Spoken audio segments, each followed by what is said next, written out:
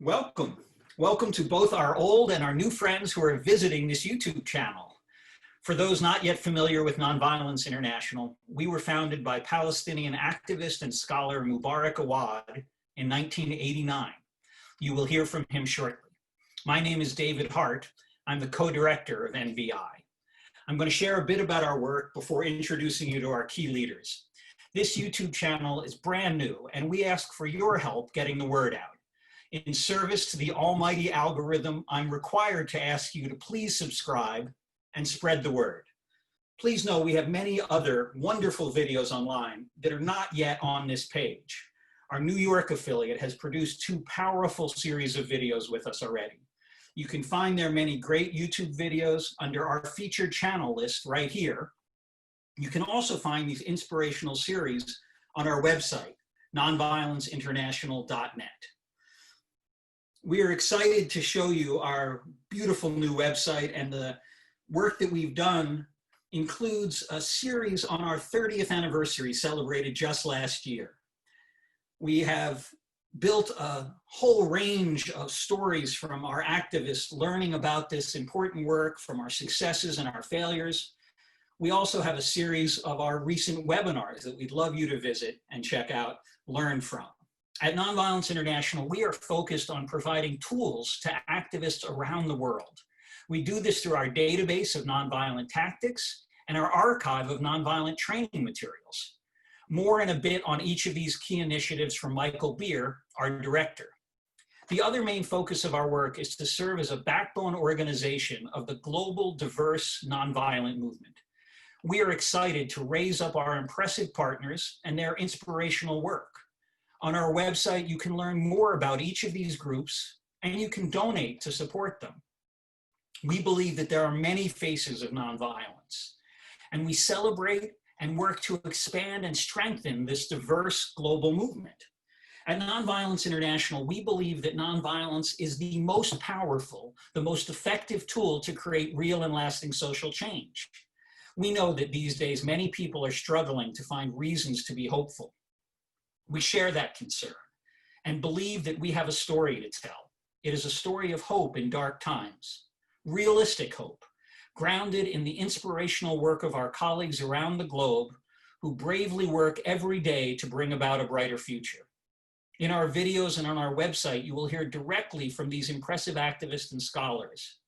We will learn from both their successes and their failures. We live at a difficult time. Our society is dangerously addicted to violence. We believe that change has come in the past and will come in the future from social movements seizing our power and paving a path to a brighter future. We believe that Nonviolence International is much needed in this perilous moment.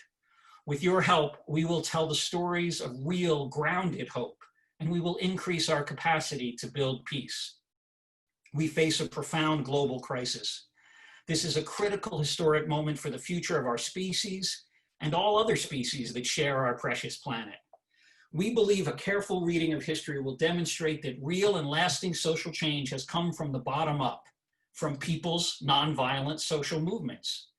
Powerful nonviolent movements directly challenge the forces of the status quo and make what once seemed impossible become inevitable. Our theory of change is time-tested and real. We say simply, you have the power. Nonviolence International has a rare and a precious mix of activist passion, intellectual depth, and personal warmth. People here are willing to proudly proclaim that the world can be better than it is today, and to remind us that it is up to us to direct that change. When we speak of hope, we are not speaking about sitting on your couch and wishing the world would get better. No, friends, we are talking about deep, dangerous, radical hope. Hope that is grounded in reality and in your connection with others. Hope that is built on courage we see in our daily work and an honest assessment of the forces we face. We feel that hope. We sense a light of hope shining through the darkness. That light of hope takes shape in these movements for social change, and that hope is made real when diverse communities rise up together. Something is happening in our world today. We believe that the global crisis is forcing an awakening. More and more people see that a better future is possible and are realizing that substantial change is essential to our survival. Dr. King told us many years ago that the choice before us is clear: nonviolence or non-existence. His prophetic words ring true now more than ever. If we are to survive, we must change our way of thinking. We must change our way of living on this planet, and we must change our way of treating one another. Change is being forced upon us, and this moment of change provides us an opportunity to create a better world, to more fully embrace joy, and to work together to make our dreams real. Together at Nonviolence International, we are launching a living, loving revolution that might just save our precious planet. We hope you will join us. It is now my honor to introduce Mubarak Awad. As a Jew studying peace and conflict in college, I read about Mubarak's amazing life and work. To now stand alongside him to promote our shared values is one of the great joys of my life. Mubarak teaches us that creative nonviolence can be used in even the world's most difficult conflicts. Mubarak, please take it away.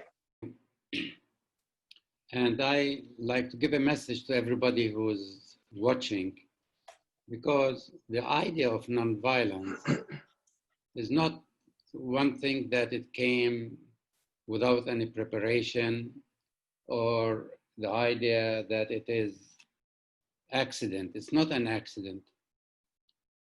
I was all the time thinking about what, as a Palestinian, what if the Palestinians use nonviolence in their occupation, in the Israeli military occupation of their land? Is it possible or it's not possible? And I felt that it is possible, but I never ever felt that I have to do the work. And then when I make a commitment that I have to do the work, I went to Jerusalem and started the Palestinian Center for the Study of Nonviolence. And I felt the first thing that we have to do is to introduce Palestinians who are majority Muslims, and they are Christians, and they have no idea that I got into trouble from the first week I even opened my mouth, because I said loud and clear that the armed struggle is not a solution for Palestinians. We have to find an alternative way. And that makes problem for me in the beginning, because everybody said, oh my gosh, where that fellow comes from? He is an Israeli agent. He's an American agent. He is a Christian. He's this or he's that. So everybody, even the ones I know or the ones I don't know, they say, what you are talking about, this nonviolence. It's stupid of you to say that nonviolent work. This is not India. And we are not occupied by the British. The British have a better system, a better way of life than the Israelis. And you have to think what happened to us with the Israelis. So don't tell us about nonviolence. And those are my friends sometimes, and sometimes it makes it difficult. However, then I said, okay, well, let's at least study this idea of nonviolence. It's not from a religious perspective as a Christian or as an individual who felt that I am not a Palestinian myself, a patriotic Palestinian who cared for a solution, but I really felt that we have, as human beings, to work with each other with all the difficulties that we have with others, that the other person in front of us is a human being too. And that's a very strong and nonviolent action, that we are all equal. And that became very much my purpose of starting the center. I went to India, met so many people from Gandhi groups and brought books and books of Gandhi to Palestine. I translated Abdul Ghaffar Khan, a Muslim nonviolent who joined Gandhi and I was so active, so much active and involved in the idea of how to deal. I went to students, to universities, to committees, to villages, and I have a bookmobile of having Gandhi with all his pictures. And so that's what, then suddenly uh, I became a target to the Israeli Authority. Who are you to start nonviolence in Palestine? Who brought you here? Who pay you? Who? And then start all the questions. And that became something that I really felt why the Israelis even are opposing. But I felt that the Israelis have their own way of dealing with the issue, and it's not peace. And I am interested in peace even with the Israelis. So that the challenge became so big that the Israelis start arresting me whenever we have a group of an activity. I will be arrested. And then they decided that I'm a very serious troublemaker for Israel and I'm most dangerous than anybody in Israel because of my nonviolent belief. And then I was deported by the Israeli High Court and by the Prime Minister himself in 1988, and I came to Washington. In Washington, I didn't stop saying my ideas ended there because I started the Nonviolence International in our office, in our house in Washington, D.C. And there we started again because I met so many international groups who came to the center in Jerusalem, and they were very excited about dealing with different issues. And my idea is to bring all those people who are excited about nonviolence together, let them know each other, let them understand each other, let them help each other, and let them communicate with each other. And doing on top of that, to have education, to have an umbrella for them, to have a peace prize for them. And we were active in so many activities that Nonviolence International became something that everybody have to be proud of. It belonged to, not to some person, one person, it's not me, it belonged to everyone. And that became our idea of nonviolence. We started using interns, and the interns have been very, very great in working with us. We are also very active in women's group, in homeless people, on youth, and in many other issues that a lot of people are not interested in, not only in the United States, but also around the world. We will tell people, we'll ask them, we join them, we'll work with them, we send them information that they could stay nonviolent and it will work at the end. And we have very much success in many, and we have also our own failure because not all of them decided to commit themselves wholly for nonviolence, but they decided to use violence and nonviolence, and that doesn't work. So we, in 30 years, we are very proud to maintain ourselves and have the dignity and the idea of getting staff who have been with us so many years, like 30 years, especially Michael Beard. And the idea was that we will survive any circumstances, any disease, anything to put people together. And we are not afraid of doing the right thing.